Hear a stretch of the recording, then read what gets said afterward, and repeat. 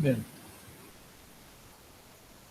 Ok, la idea del laboratorio de hoy es hacer consulta para ver dónde están y también para anunciar que sí, que ya estamos hace bastante en este laboratorio, que es relativamente sencillo comparado con los que siguen. Entonces, es hora de que termine. Mi idea era que terminara la semana que viene. Como lo anuncio un jueves, probablemente el jueves que viene. El tema también es que no sé qué modo de evaluación usar o de presentación, porque no sé cuánta gente está haciendo el laboratorio, ¿sí? Empezó toda la materia en realidad con un montón de gente en los meets y de hecho tenemos 92 personas en el canal de Zulip, sí. Pero el número ha ido decayendo y no sé si es porque la gente lo está viendo en el momento que le queda cómodo o porque prácticamente dejó la materia. Entonces, por favor, primero, antes que nada, vean en el Zulip si hay una encuesta que esencialmente es para medir cuánta gente tenemos haciendo esto. Por favor, contéstenla. Y de acuerdo a ese número vemos si podemos hacer vemos cómo podemos hacer la parte de las presentaciones. Yo creo igual que en cualquiera de los casos las presentaciones van a tener que ser pregrabadas, ¿sí? Para tener cero tiempo muerto entre ellas. O sea, las arman cuando tienen tiempo, un video de 10 minutos contando sus resultados. Algo que no debería ir en las presentaciones es la introducción al problema. ¿Por qué? Porque como hay no sé, registrados tenemos aproximadamente 5 grupos de cada problema y lo que se ve la primera vez que presenta todo el mundo es que las presentaciones gastan, no sé, 5 minutos contando todos qué es Navier-Stokes o su problema particular y después se ponen a comentar los resultados. Sí, podríamos tener algún tipo de discusión antes sobre qué hace cada problema, los que más sepan de eso que nos cuenten el resto, así lo sabemos todos, pero no lo pongan en la presentación de los resultados porque es redundante. Bien. Eso, entonces resumiendo, me gustaría que el laboratorio esté terminado para el jueves que viene. La presentación sería con videos pregrabados de aproximadamente 10 minutos y no pongan una introducción al problema en esos 10 minutos. ¿Preguntas sobre eso o sobre cualquier cosa? Disculpa, Charlie, ¿podrías repetirlo? Eh, sí, 3 cosas. El laboratorio 1 termina el jueves que viene, o sea, el jueves 15. Eh, el método de presentación, no sé si los vamos a ir pasando a los videos en Meet o cómo haremos, pero la forma de presentar es que ustedes graben el video en sus casas antes y lo tengan listo. No sé si subirlo a YouTube o que me lo manden a mí. Ya vamos a ver. Creo que lo mejor para todos sería que lo suban a YouTube. Eh, ¿Y qué más? Y que en la presentación no comenten o sea, no introduzcan el problema que están tratando de decir qué hacen Navier-Stokes, porque eso, si lo hacen todos los grupos, es redundante. ¿Sí? Perfecto, gracias. Justo estaba mirando otra cosa y se me pasó. Y dije, Sí, esto es importante. no hay Gracias. problema. Eh, Bien. Para el jueves que viene también habría que mandar los videos. Sí, o sea, la entrega son los videos. Si a alguien le es mucho problema eso, tenemos amplias facilidades de entrega. No voy a decir de pago porque voy a sonar a que estoy pidiendo soborno. Eh, pero sí, no hay problema si no llegan porque por alguna circunstancia, de cualquier forma va a estar posteado para que lo vean todos en algún momento. Ahora, habiendo dicho esto, a ver, tenemos 23 personas acá en este Meet y hay 15 respuestas en Zulip en la encuesta de participación. Ahí viene mi pregunta. ¿Le dan pelota a Zulip? ¿Lo están viendo? O sea, supongo que sí porque por ahí pasa todo, pero ¿le sirve Zulip o Yo, hay alguien que yo no no lo lo esté leo, viendo? yo no lo leo, Sí, pero hago preguntas, soy un freerider. O sea, hago preguntas, espero respuesta y no lo leo y no respondo nada. Pero me parece que sí sirve para gente que colabora, que no es freerider. ok, bien. El resto... O sea, todo lo que no les esté funcionando de la cátedra en cuanto al método o lo que les esté funcionando, por favor avísenos porque sí, esto de que arrancaron 90 y pico personas y ahora vemos a 20, nos preocupa, pero no sabemos si es que la gente encontró una forma más productiva de hacer las cosas aprovechando de la modalidad remota o que se nos cayeron y no nos avisaron. Y si se fueron y no nos avisaron, eso nos da cero feedback a nosotros y no nos sirve. ¿Sí?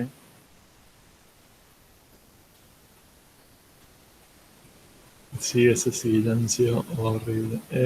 Yo lo leo. Tengo bastante atrasado. Ok. ¿Atrasado en qué sentido? A ver, ¿cómo vienen con el laboratorio uno? ¿Han medido cosas? O sea, que cada uno se cuenta. Yo estoy atrasado porque rompí la computadora instalando Ubuntu, me la entregan hoy recién, pero voy siguiendo y voy leyendo de todas formas, estoy haciendo, qué sé yo, sí la sigo la materia. Recién a la tarde tenía pensado ponerme bien con el programa, Ok. pero bueno, Eh, te voy atrasado en ese sentido. bien. Entiendo, sí, que hay un montón de gente que le tiramos la no pequeña tarea de aprender C también. Entonces, entre eso y laboratorio uno debe estar bravo. No Charlie, termino de entender los punteros, por ejemplo, que se veo videos de YouTube cuando tengo tiempo y así voy a aprender. Creo que cuando lo use o cuando lo vea ahí mejor en el programa, lo aprenderé, pero bueno, estoy con eso. Charlie, Sí, yo lo voy metiendo. Mi dificultad por ahí está en lo que dijiste recién, en que tuve que aprender a usar C. Me está ayudando mucho mi compañero de laboratorio, ujú, pero le meto, le meto nada más que no tengo para aportar en Zulip. Pero ahí está toda la info y voy reviendo los videos y bueno, me estoy poniendo al día tratando de aportar algo, pero sí tuve que ponerme primero a entrenar un poco en C. Estoy en Windows, me tengo que pasar todavía a Linux, eh, así que me falta todavía esa partecita. no, Pero no probaste con WSL. Creo que Perf no anda con WSL. Yo lo intenté to- instalar y fue muy complicado, Ah, no pude. ah, ok. Pero bueno, em, ahí vamos, ¿eh? bien, bárbaro. Em, Pude medir algo y utilizar, hice algunas simulaciones de Monte Carlo también, y pude avanzar algo con eso. Eso no- bien. pero hasta ahí. Bueno, Limitado avance. todavía. Ok, ¿y te ves terminando dentro de una semana? Son mediciones más que nada, pero hay que hacerlo. Sí, ahí me tendré que poner de acuerdo con mi compañero y ver por dónde andamos. Bien, acá Facundo pregunta, los que no tenemos grupos, ¿lo hacemos solo o nos sumamos a algún grupo? Ok, eh,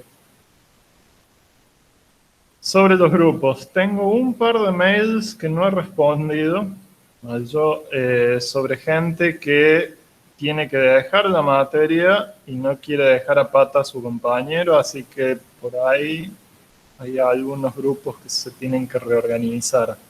Y los voy a procesar hoy a ver a quién junto con quién. Por ahí queda alguna vacante. Si no, si Facundo lo vas a tener que hacer solo, pues parece que hay una cantidad impar de alumnos, así que y los grupos son de 2. Pero sí, si tienen algún problema con el grupo que no pueden hacer, que tienen que dejar o que su compañero de grupo no da señales de vida, avísenme ya pronto, así vemos de arreglarlo. Sobre todo porque no tanto por este laboratorio que se puede hacer de uno sin tanto drama, pero el laboratorio que viene no tanto.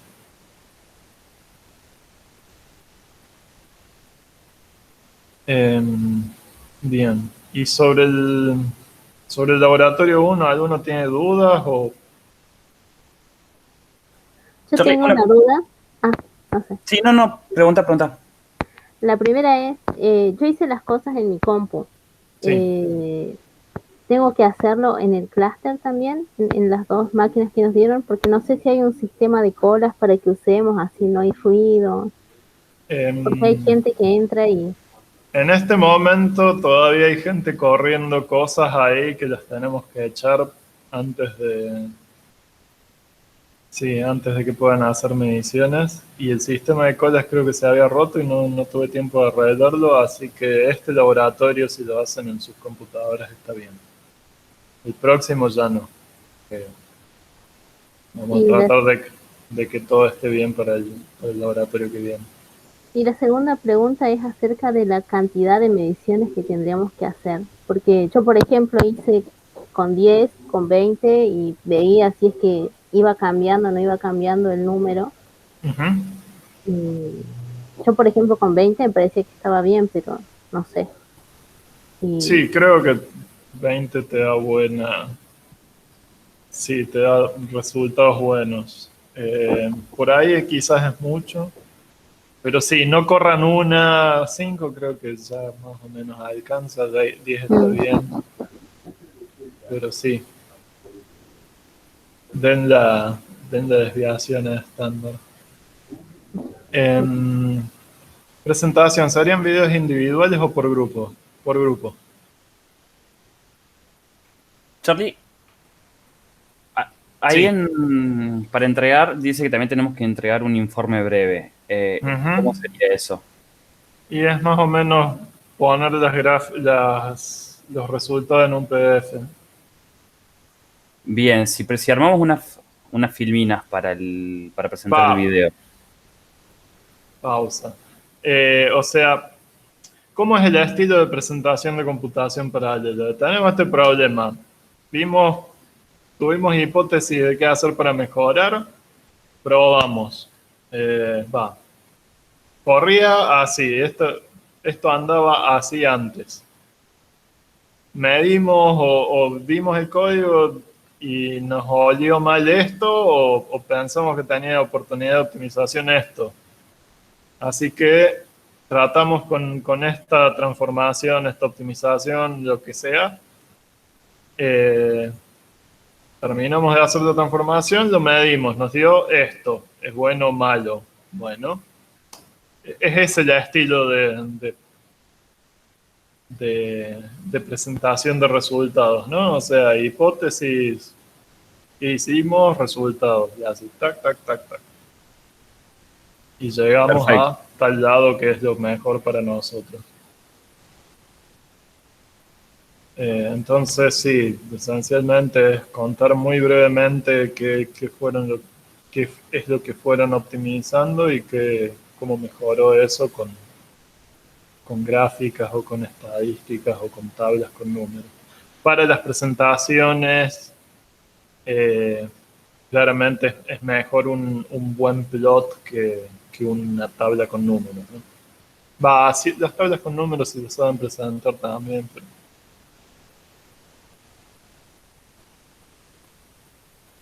bien, Álvaro pregunta si la métrica que usan está bien. Tienen TinyMC, están usando fotones por segundo, no gigaflops. No hay drama, está bien fotones por segundo. O sea, como cada iteración, cada fotón de TinyMC tiene una cantidad aleatoria de rebotes. Entonces, calcular gigaflops no es tan fácil. Lo que quizás podrías hacer cuando comparas corridas es o usar la misma semilla del generador de números aleatorios o algo por el estilo para que... o tomar suficientes muestras como para que si tenés mucha suerte en que la semilla del generador de números aleatorios hace que todos los fotones terminen en un rebote, por ejemplo, es muy improbable porque se tira ley de los grandes números, ¿no? Pero bueno, podría darse. Querrías tratar de tapar eso con suficientes muestras. Pero está bien que no midan gigaflops. ¿Algo más? Charlie, una Sí. pregunta, puede ser. Nosotros tenemos el de dinámica molecular, y con respecto a eso de las medidas, nosotros hicimos un perf y nos dio que particularmente hay dos funciones que son las más jodidas, digamos, que es la de force, cálculo de fuerzas, y otra más. Entonces, está bien suponer que nosotros estimamos la cantidad de número de gigaflops en esas dos funciones como para tener de métrica, pero sería un estimativo porque no serían los gigaflops total del programa, ¿no? Y hacer el cálculo y las mediciones en función de eso. O sea, creo que ustedes la cantidad de operaciones por iteración es fija, ¿no? O se lo pueden calcular de manera analítica. Claro, lo que pasa es que como hay varias funciones, digo, tratamos de puntualizar las más complicadas. En cada iteración no me acuerdo cuántas llamadas funciones. Creo que tienen dos o tres funciones principales que hacen todo el cálculo. Claro, el cálculo de fuerza, de velocidades y alguna cosa más de imagen. En fin, son dos o tres funciones, digamos. Y la idea era calcular los gigaflops de esas funciones. Está bien. Un estimativo, digamos. No, digo estimativo porque no sé si es... porque todas las otras que puede llegar a hacer el programa, no sé si se pierdan, ¿no? Okay, las inicializaciones, todo ese tipo de cosas, digamos. Ok, si tienen los gigaflops las funciones más importantes y no hay nada más en el código que les meta tiempo, está bien. Pero es eso, no tiene que ser exhaustivo. A ver, si vos decís, bueno, la función que ocupa el 60% del tiempo es esta para la que sé calcular gigaflops y la que ocupa 20% del tiempo es esta para la que sé calcular gigaflops, pero te queda 20% del problema ahí que no estás midiendo, medio que no sirve, ¿no? Porque en algún momento vas a optimizar esas dos funciones principales tanto que van a demorar 10 veces menos y ese 20% se va a volver significativo en el tiempo de ejecución, pero no lo estás midiendo. Claro, porque esa era mi próxima duda, digo, si yo después en un futuro optimizo la función, ya o le hago un cambio radical a la estructura, pero para que dé lo mismo, los gigaflops no serían los iniciales, entonces ya estaría calculando algo distinto. Claro, tendrías que cubrir todo el tiempo, todas las operaciones de una iteración del algoritmo. Bien, ok. Por más que después modifiquemos las funciones, digamos, en algún laboratorio futuro, porque ahora estamos planteando las bases para después seguir con esas métricas, entonces como que estábamos en esa duda. Pero, o sea, vas a cambiar, probablemente cambies la forma en la que calculas las cosas, pero no las operaciones totales que haces sobre... O sea, el resultado tiene que dar más o menos igual. Claro, esa es la idea, pero bueno, estábamos en duda con que qué pasa si a lo mejor se reducen las operaciones porque podemos hacer algo más eficiente. Entonces, si llega a darse no sabíamos qué hacer. Si llega a darse eso, bueno, vamos a tener que buscar otra métrica que sea independiente de la cantidad de operaciones, es decir, bueno, procesaba tantos elementos por segundo y comparar, bueno, cambiando el algoritmo original por pasamos de tantos elementos actualizados, nanosegundos por día, creo que es. Sí, nanosegundos por día es lo que usa la gente de... Sí, era esa métrica, pero bueno, no sabíamos si... que en realidad digamos, nanosegundos por día no nos sirve porque ahí se olvida el tamaño del problema. Entonces, sí, es una métrica muy usada en dinámica molecular, pero no sirve claro, por eso nos parecía que no iba y estábamos en esa disyuntiva, digamos, que no sabíamos bien cómo hacer la medición de las operaciones de punto flotante, si de todo el programa o particularmente de las funciones que más daban problemas y ese tipo de cosas. Por eso estábamos un poco trabados en esa parte. No sabíamos qué decisión tomar, digamos. Si se les complica terminar de hacer gigaflops para toda la iteración, dejan de decir elementos por unidad de tiempo. Siempre eso. Casi siempre funciona. ¿Elementos a qué te referís, Charlie? Perdón. O sea, vos tenés que era un sistema N de N moléculas, era. Sí, N partículas en un cristal centrado en el cover. Bueno, entonces en cada iteración procesas esos N elementos en tiempo S, entonces tenés N sobre S partículas por unidad de tiempo que actualizas.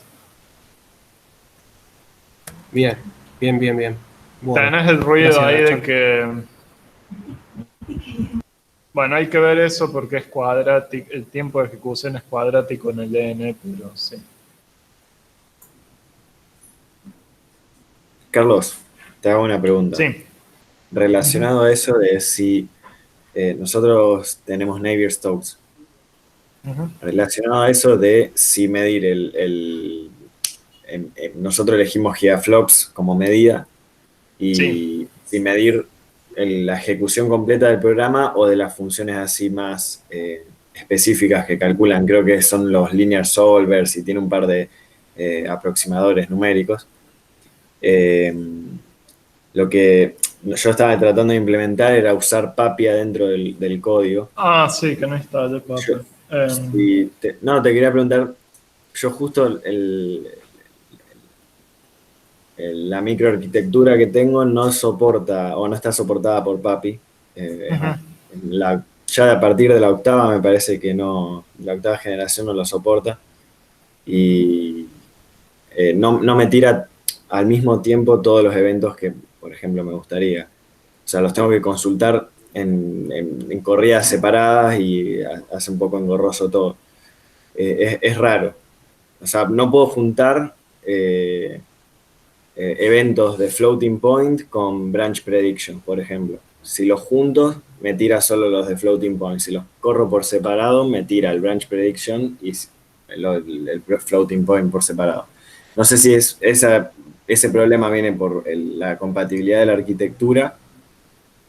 Por eso te preguntaba si se podía instalar en el cluster PAPI. A ver, bueno, ya es una explicación larga.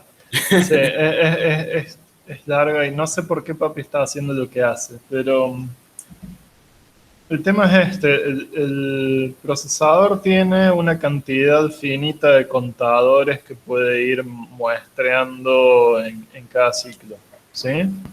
Sí. Creo que de hecho en Haswell creo que eran 8 y no sé si lo hicieron crecer para Skylake.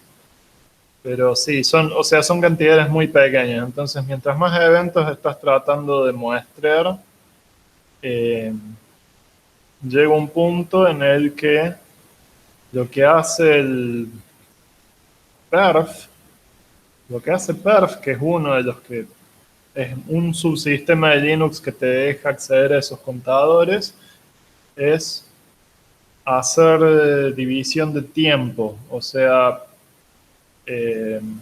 si vos le pedís muestrear más contadores que los que tiene el procesador, dice, bueno, ahora muestro la mitad de los contadores la mitad del tiempo y muestro la mitad de los contadores la otra mitad del tiempo y va cambiando de modo entre los dos con mucha frecuencia, ¿no? Entonces pierde precisión, pero te da te da todas las muestras. O sea, termina interpolando, ¿no? Si repartió los contadores en dos y midió la mitad del tiempo, después te reporta lo que contó por dos para cada uno, estimando. Pero eso lo hace Perf automáticamente, así que me suena raro que Papi... O sea, Papi es mucho anterior a Perf, así que no sé si está usando Perf. ¿Sí?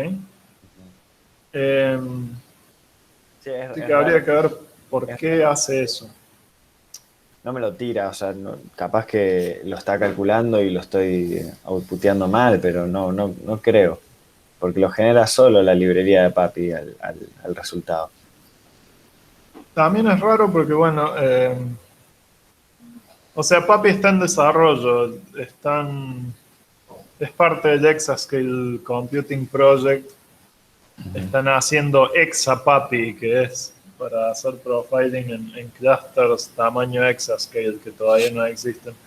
O sea que eso debería estar al día. Por ahí el Papi que está en la distribución no está al día. Yo me fijé en el repo oficial de Papi y te dice Supported Architectures y llega hasta, no sé, Haswell me parece, o más. No, más grande debe ser, pero más nuevo. Bueno, estará desactualizado, ¿no? Si no, podés probar con... Bueno, para sacar esas métricas tenés el Intel Advisor que viene con OneAPI. Claro. ¿Con OneAPI? Sí, yo le estaba esquivando porque no tengo mucha memoria en la partición de Google. Si no está Liquid, que se escribe Likwid, o sea, en vez de líquido con Q es con KW. Que ese creo que también usa Perf. Es alemán en vez de americano y también se viene desarrollando desde hace mucho, desde antes que existiera Perf. Yo creo que es un poco más amigable. Fíjate, la última arquitectura que soporta de Intel es Cascade Lake. No sé qué. Eso es lo... Sí, es Skylake la última en realidad. O sea, las otras son derivadas de Skylake. O sea, está bien, entonces, está el día. Bueno, Ice Lake salió anteayer, así que... Claro. Entonces sí la tendría que soportar. Sí. Sí, o sea, está soportada. Claro. Sí, habría que ver por qué no deja hacer esa interpolación. Independientemente de eso, entonces estaría bien medir por partes, así, por secciones de las funciones que son más consultadas. El tema es el mismo que te decía Arnan, ¿no? O sea, y sobre todo en el caso de Navier-Stokes, que son tantas funciones. Vos sabés que la mayor parte del tiempo está en Linsolve, pero tenés que tener en cuenta todo el tiempo de iteración. Claro. ¿Sí? Así que sí, fíjate cómo hacer. De hecho, bueno, la métrica que el programa da por defecto es bastante mala, porque va bajando a medida que vas más rápido, es tiempo por iteración, tiempo promedio. No usen la métrica que les imprime Navier-Stokes, porque no. Creo que lo que deberían usar, de hecho, es la inversa de eso. Bueno. Eso. ¿Algo más? No, yo no. Gracias. Yo tengo dos consultas. La primera es de un ítem que está en entrega. Sí. Sería el segundo del segundo ítem. ¿Cuál es? El que dice no va a dar scaling lineal. Te lo leo. Sí. Va. A ver, Pasa que abriendo, necesita un poco de contexto, creo. ¿Dónde puse los enunciados? ¿Está actualizado? Sí. A ver.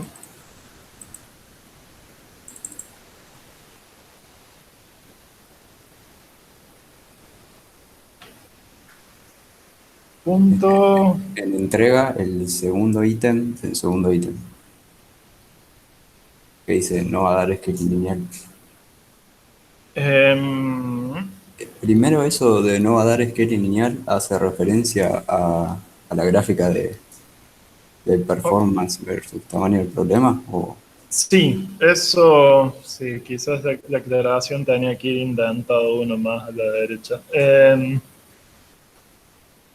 O sea, lo que va a pasar es que si vos medís para el problema, para problemas muy chicos hasta problemas muy grandes, lo que te va a dar es que la performance crece hasta que llegas a saturar todos los recursos del hardware y después se te empieza a caer el problema de la caché más chica, o sea, cuando dejas de entrar en caché L1 baja la performance del problema, cuando dejas de entrar en caché L2 baja la performance del problema, cuando dejas de entrar en L3 baja más la performance del problema y ahí se queda abajo porque ahí generalmente es cuando estás limitado por ancho de banda de memoria y nada más. Entonces, sí, deberían poder ver eso. Quizás en este laboratorio no es tan fácil de ver eso porque con un solo hilo no saturan la jerarquía de memoria. Pero bueno, intenten sí medir para muchos tamaños distintos. Y lo que le sigue a ese ítem, eso no sabría cómo encararlo, pero es hacer la observación, esa que me estás diciendo, que va cayendo la... O sea, lo de considerar la calidad estadística. No, lo que le sigue, hay que explorar tamaños encontrando relaciones con la jerarquía de memoria. Bien, o sea, lo que pasa ahí es esto. Cuando vos cambias el n del problema, sí, cuando decís, ok, ahora uso una matriz n por n, vos podés analizar eso. Si todo tu problema es una matriz n por n de floats, entonces eso ocupa en memoria n cuadrado por 4, que es el tamaño de un float, ¿sí? 4 bytes. Un float es punto flotante de 32 bits. ¿Sí? Entonces, si la matriz sobre la que está trabajando ocupa n por 4 bytes, eso te da cierta cantidad de kilobytes o megabytes que tiene que requiere el problema en memoria para operarse, ¿sí?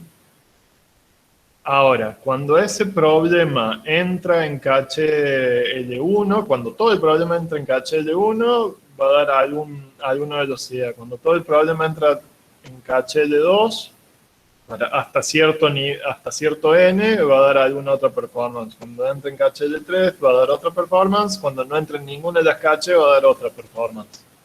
De nuevo, por ahí no es el caso para el laboratorio 1, pero si ven que tienen esta gráfica donde tienen bajadas, traten de analizar cuánta memoria ocupa el problema en ese rango de valores para el que se desploma la performance, y ahí van a ver si me acabo de caer de tal nivel de caché. ¿Se entiende? Bien. Y la otra pregunta era, para el TinyMC, algo que se puede hacer es cambiar la función rand. Y, sí. Para TinyMC, la cantidad de memoria que requiere TinyMC es 0, ¿no? O sea, necesitan, no 0, pero necesita solamente el arreglo de shells, los dos arreglos de shells en memoria, que son de 202 elementos, creo que era en total. ¿Sí? O sea que eso siempre entra en caché y no crece. Así que no vas a tener esto de que a medida que crece el problema va a cambiar la performance. ¿Sí? Sí se da para los otros problemas. Ese era el tema. O sea, sí, para TinyMC cambias el tamaño del problema y siempre va a dar más o menos la misma performance. Sí, yo interpreté como tamaño del problema el número de fotones que estaba simulando. Claro, pero, o sea, para cualquier cantidad de fotones que tires, no cambia los requerimientos de memoria. ¿sí? Claro, porque los shell, la cantidad de shell es fija, digamos. Claro, o sea, al final lo guardas en un histograma que es único.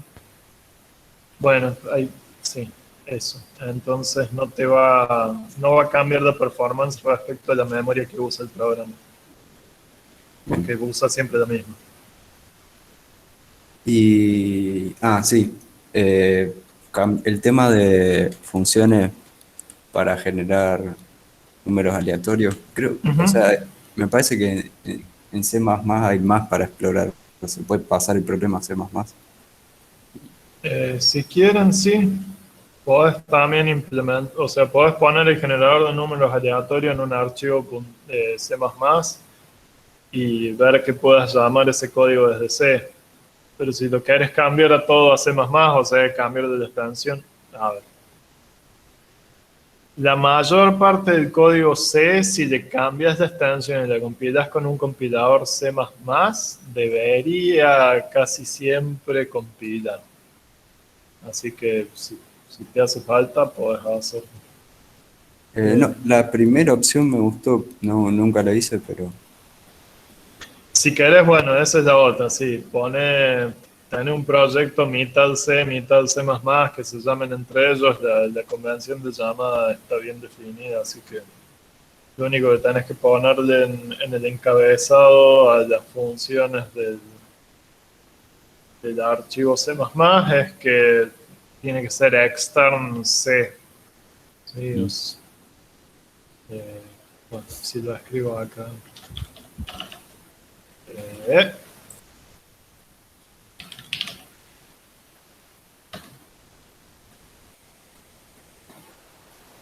No, lo puse el editor que más tenía a mano. O sea, esencialmente si vos tenés una función en C++ que es, no sé, interng que toma nada, entonces en el encabezado tenés que decir extern C esto.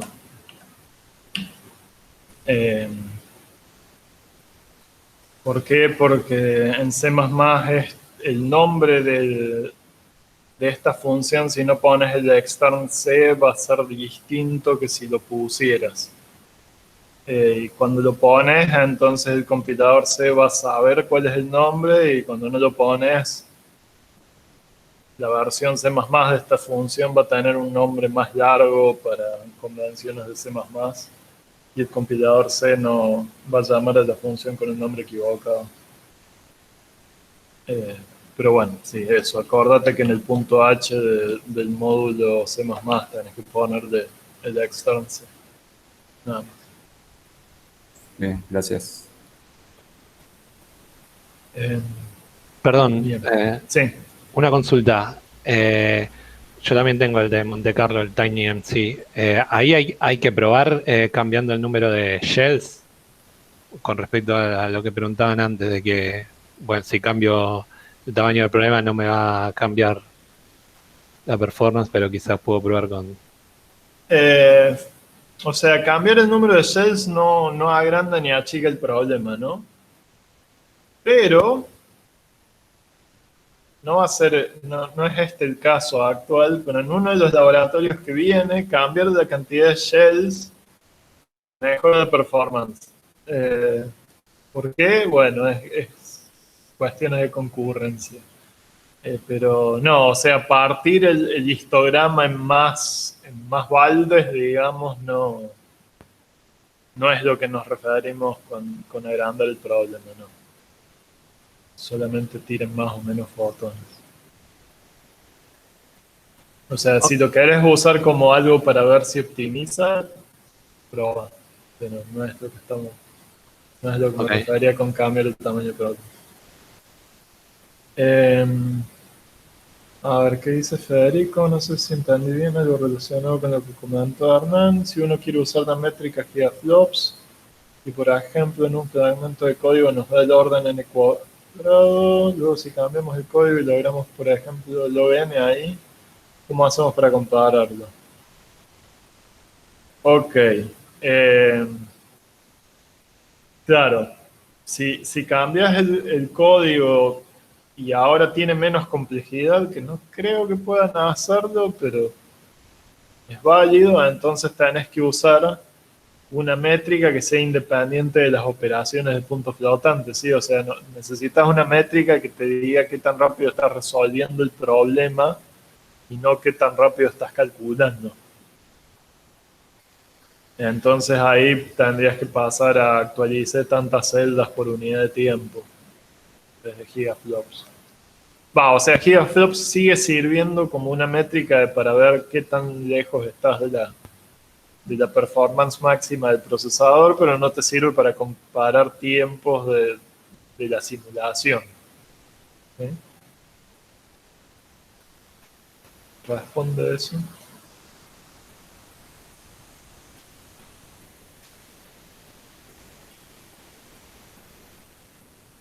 Bien. Bueno, ¿más preguntas? Charlie, una pregunta. Sí.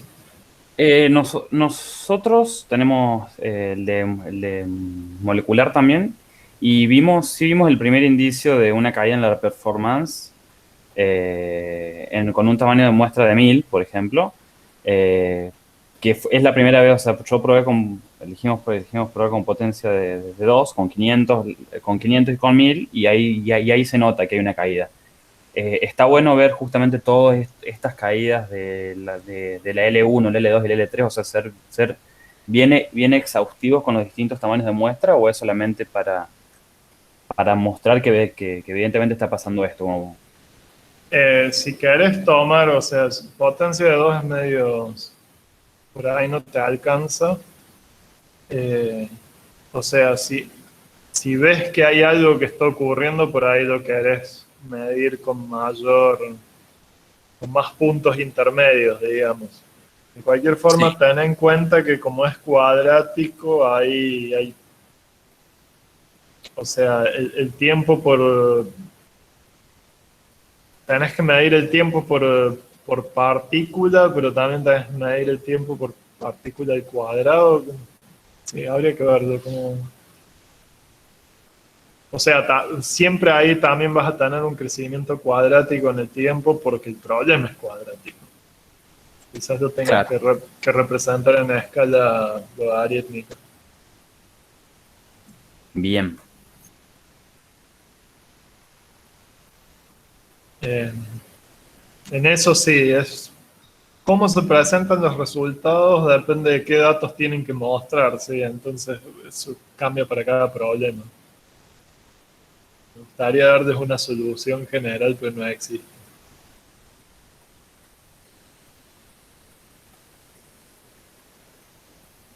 ¿Más preguntas?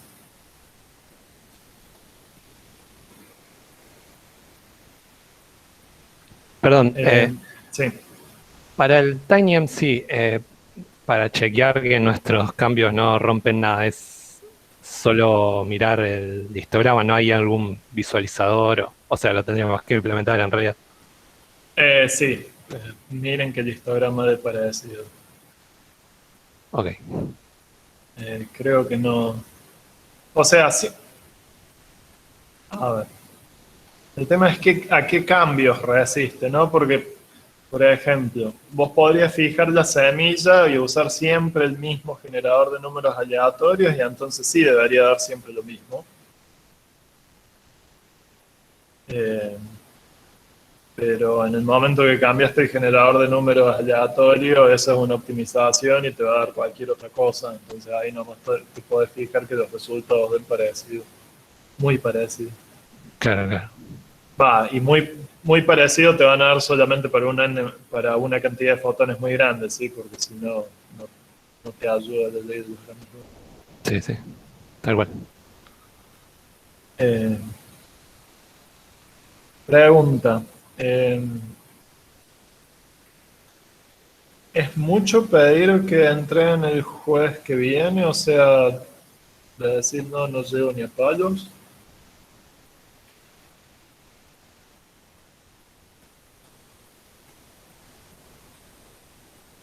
Bueno, está bien que supongo que es una pregunta que no se hace en público esto, pero si les parece que que nos estamos yendo del carajo, avísanos, no se queden callados, nos pueden decir en privado también, para que sepamos. De nuevo, esto de dar clases remotas es como navegar a ciegas, así que toda la información sirve.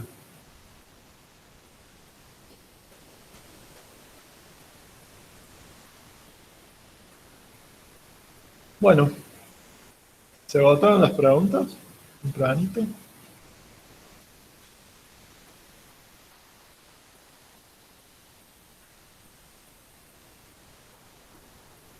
Parece. Bueno, entonces cualquier cosa saben dónde encontrarme en Zulip. Sí, a medida que vayan viendo cosas, pregunten en Zulip. Estamos ahí, si no estoy yo, está Nico, están sus compañeros para responder. Profe. Nicolás, sí. Con respecto a la parte dice características del hardware y del software. Sí. Eso sería, o sea, en este laboratorio sería con nuestras propias computadoras. Si quieren medir en ZX81 y en Jupyter Ace, pueden. El tema es que...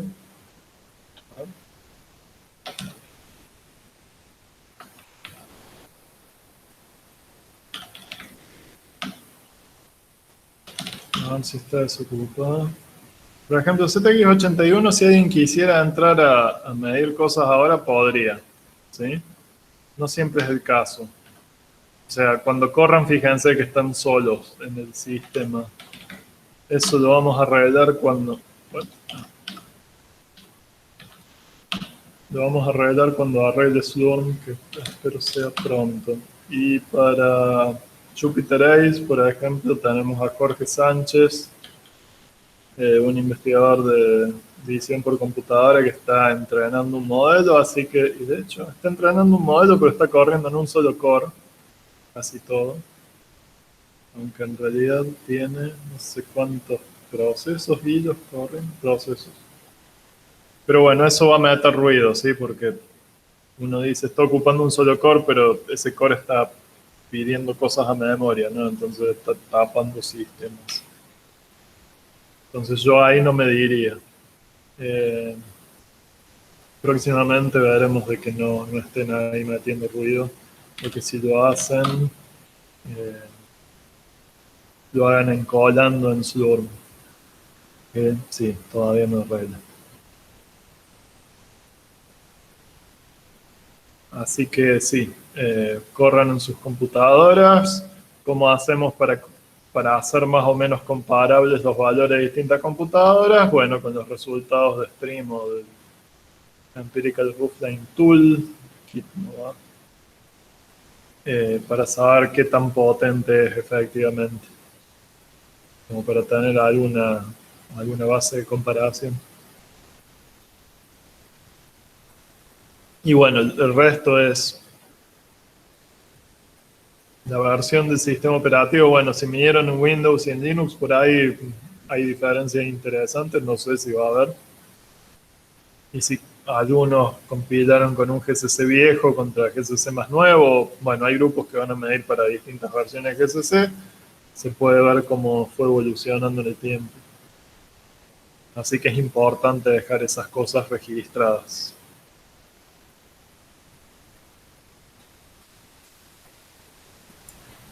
Charlie, ¿puedo hacer otra consulta? No es específicamente sobre la performance, pero a mí me pasa que en el caso de nuestro problema, el programa imprime en pantalla muchas veces. Y siento que eso puede estar no jodiendo el tiempo de la ejecución del programa, porque las métricas van a ser lo mismo, sino el tiempo que tarda el programa en el sistema. O sea, no el tiempo de cómputo sería, sino el tiempo total. ¿Vale la pena optimizar eso o no? Porque es... O sea, si... Estuve viendo que lo que se suele hacer en realidad no es imprimir cada línea que se va generando, sino que se guarda en un buffer y después ese buffer es el que se manda a imprimir a la consola. Porque es lenta la llamada al sistema para imprimir en pantalla. no es específicamente Em, necesario para el lab O optimizar sea, eso. si tenés un printf, sí demora en el sentido de que mete eso en un buffer y efectivamente se fija de... No. A ver, stdout, standard output, es line buffer, o sea que tiene un buffer por línea y cada vez que se imprime una línea se trata... ¿Se hace flash inmediato? No. ¿No se hace flash inmediato? Standard error cuando se imprime se hace flash inmediato, o sea que sí, efectivamente se espera que el sistema operativo diga que terminó de escribirlo al stream. Entonces sí tiene algún tiempo de espera.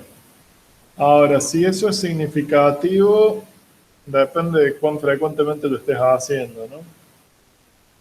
Si lo haces una vez por iteración, donde cada iteración demora segundos o, bueno, muchos milisegundos, no va a joder. Pero si está imprimiendo constantemente toda la matriz por cada iteración, sí, eso definitivamente va a meter ruido y lo vas a ver en un profile. O sea, si querés, sí, comenta todos los prints y chau, para el modo medición de performance y el diablo. Bien, está permitido eso porque capaz que, o sea, capaz que el científico necesita ver esos datos y nosotros ahí es como lo mismo de usar FF FastMath, que le podemos estar rompiendo los cálculos. O sea, No nos importa en este lab eso. a ver, ¿cómo se haría bien? ¿Cuál sería la forma bien hecha de esto? Que cuando tenés que sacar output, no lo haces con printf, sino que llamas a una biblioteca que haga output paralelo, como HDF5, y partís los datos de una manera eficiente al disco. Porque generalmente cuando el científico necesita datos, en realidad necesita todo el estado de la matriz, necesita tirarlo a disco, ¿sí? Para poder verlo después con visualización.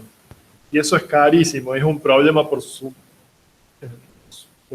propia cuenta, ¿sí? El problema de I/O de HPC es otro problema gigante que no cubrimos acá simplemente porque no hay tiempo, pero sí, vos deberías escribir todo ese I/O de manera asíncrona con el proceso que está calculando, porque si no te pasas más tiempo esperando que complete el write que calculando.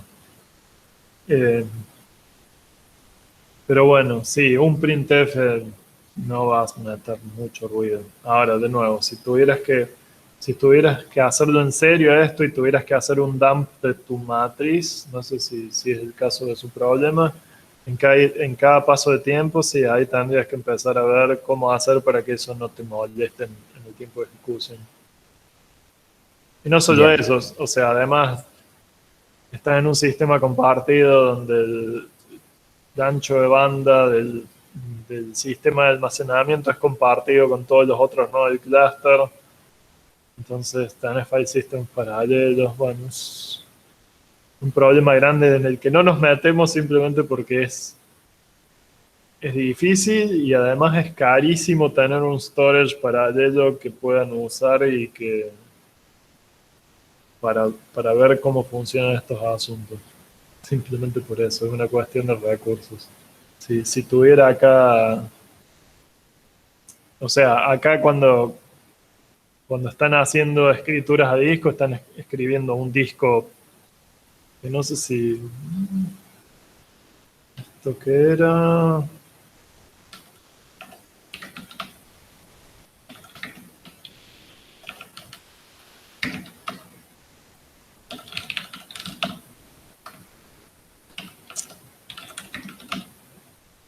O sea, en Jupyter Ace, por ejemplo, cuando escriben a disco, en realidad están escribiendo a un RAID 1, creo. Es un RAID 1.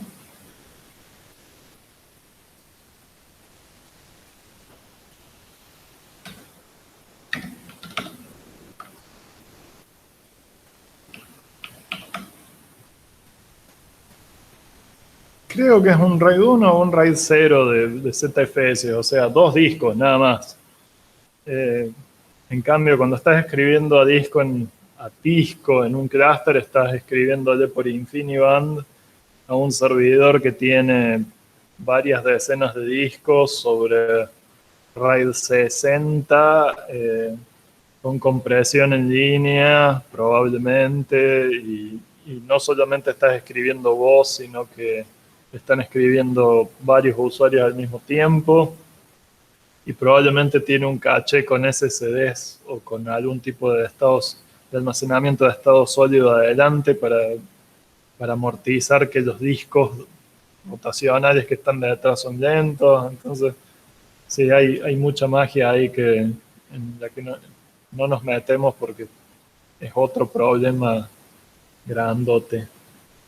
Que es súper interesante, o sea, es otro problema en el que si nos ponemos a hablar me podría divagar por horas, pero sí, no hace esta materia que solamente exprimir cómputo. Perfecto, sí, o sea que sí, el I/O es su propio problema aparte. Sí. Sepan eso, que si tienen que hacer I/O de grandes volúmenes de datos, lo tienen que hacer asíncrono o no van a tener tiempo para computar nada. Pero bueno. Charlie, Sí. con respecto a lo que estaba preguntando Julián, de que te imprime por pantalla, el nuestro, por ejemplo, guarda cada 10 iteraciones, guarda en archivos los resultados, con un fprintf, pero nosotros pensábamos usar esas salidas para hacer el testeo por si modificamos el código nuestro, comprobar que no estemos metiendo ninguna pata y que sea la misma salida. O sea, una línea de salida, ¿qué problema es? El de dinámica. Ok, sí, un fprintf de una línea o un archivo estaba feriado por el kernel, o sea, no, y estaba feriado por el libc. Sí, Claro, no se preocupen por eso. Pensé lo mismo que decía, creo que Julián, que bueno, después si decidimos en el caso usar los flops, eso va a estar influido por el tiempo y bueno, y daría otra cosa, pero bueno, no se ve. Sí, pero para los pocos datos no hay mucho drama. Fíjense que, por ejemplo, los programas de demo que hay, sí tienen que copiar todo en cada iteración o alguna cantidad de iteraciones tienen que agarrar y transformar la matriz del problema en algo visualizable, y ahí probablemente se lleve bastante tiempo. O sea, incluso siendo solo cómputo eso, al menos hay un memcopy para copiar esos datos a la GPU. No es un memcopy, pero sí, algo parecido. Y eso tiene un overhead, tiene un peso importante, pero para imprimir una línea de un printf, no. Igual nosotros pensábamos trabajar, digamos, y hacer todas las mediciones sobre el que no es visual. Sí, no midan, la demo es solamente para... Claro. O sea, la demo sirve para ver si su programa anda bien, porque es muy rápido de ver, ¿no? Cuando rompieron código, que la versión gráfica va a dibujar cualquier cosa. Ok. Es muy fácil de verlo así. Si no hay tests, que debería haber tests, pero mientras tanto, eso sirve.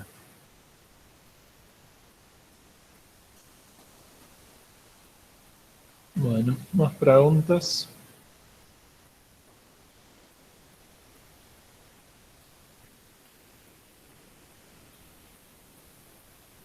Puedo preguntar una cosa de curiosidad sobre esto, pero no es específicamente sobre el lab. ¿Cómo hace que recién dijiste que el mismo procesador tenía un par de contadores, sería justamente para hacerle un profiling? ¿Cómo hace, por ejemplo, perf para calcular el tiempo de ejecución? O sea, para saber con exactitud cuánto tiempo estuvo un proceso en el procesador, sabiendo que puede salir, entrar, cambiar a otro procesador. No lo sabe exactamente. Lo estima. Perf es un sampling profiler que esencialmente lo que hace es te lo puedo decir cómo haces exactamente el sistema operativo y cómo funcionan los profilers en general. Un sampling profiler es, vos fijas una interrupción periódica en el hardware, ¿sí? O sea, que un timer te vaya diciendo cada, no sé, 1000 Hz, 10.000 Hz, que te levante una interrupción, y cada vez que salta esa interrupción, vos vas y te fijas dónde está el program counter, ¿sí? O sea, en qué instrucción estás parado. Y eso lo guardas en un histograma, ¿sí? Entonces pasa tiempo y vos tenés un montón de muestras de instrucciones en los que atrapaste al procesador, lo agarraste con las manos en la masa, ¿sí? Y después decís, bueno, corrí tanto tiempo y el 90% de las veces que me fijé dónde estaba el procesador estaba corriendo esta función. Entonces esta función tiene el 90% del tiempo de ejecución. ¿Qué Así hago? de pavo. Bien, pensé que era mucho, mucho más complicado. Contaba la cantidad, que en cada ciclo contaba así aumentaba un contador o algo así. O sea, también tenés los counting profilers donde haces al revés, en realidad. Le decís ¿cómo es? Le decís al procesador, yo quiero que cuentes cuántos page faults, que quiero que cuentes page faults, ¿sí? Cada vez que, por ejemplo, por decir algo, o misses de cache, ¿sí? Cada vez que vos vas a cache y pifiaste, contalo. Y ahora, cada vez que haga overflow ese contador, que va a pasar muy frecuentemente, porque el procesador va a una velocidad vertiginosa, no sé, cada 10.000 page faults, levanta una interrupción. ¿Sí? Y entonces vos en cada una de esas interrupciones vas y te fijas en qué línea de código saltó el page fault. Y ahí tenés la muestra de quiénes son los que están haciendo que funcione mal cuáles son las instrucciones que más están pifiando en memoria y cuáles son los accesos a memoria en los que te tenés que fijar. También podés decir, qué es lo que hace Perf, es decir, corre esto y decime cuántos page faults hubo en total en la ejecución y te da el contador así, puro, ¿no? Pero sí, esencialmente así funcionan los profilers. Qué genial. Está bueno saber un poco la parte técnica de cómo funciona esto. Sí, tenía una charla, bueno, eventualmente iba a contar por arriba de eso. Alguna de las tantas charlas que quedan por dar. Pero sí, en algún momento tiene que haber consulta porque si no, nunca procesamos las preguntas de ustedes y yo sigo hablando nomás y nos vamos. Pero sí. Bueno, ¿más preguntas?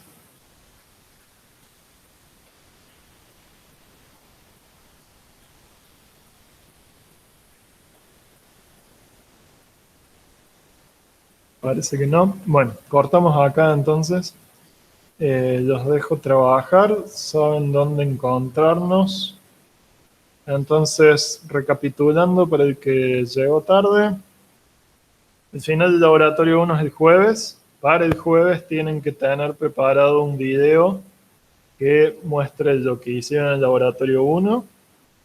El video es por grupo. En el video no deberían introducir el problema que están tratando. ¿Y qué más? Creo que serán ¿Cuánto debería durar más o menos el video? 10 minutos. Ok. Y eso. Después vemos cómo hacemos la puesta en común. Quizás cada uno lo tenga que ver en su casa todo y hacemos la discusión nomás en Meet. Así lo podemos hacer a todo en una clase. ¿Ok? Todavía no sé cuántos grupos van a presentar porque eso está en la encuesta, así que de eso depende mucho qué hacemos. Bueno. Estamos entonces, nos vemos el martes. Ah, sí, bueno, el martes cuando ya tengan todo el trabajo del fin va a cambiar mucho la situación. El martes probablemente también sea consulta nomás, así seguimos evacuando dudas.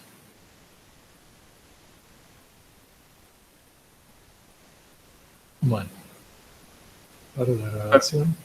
Ah, Perfecto, ¿sí? entonces. No. Saludar nomás. Saludar a todos. Buen fin de. Buen buen y productivo Sí. haciendo medición. Nos vemos. Un fin de que estén todos bien.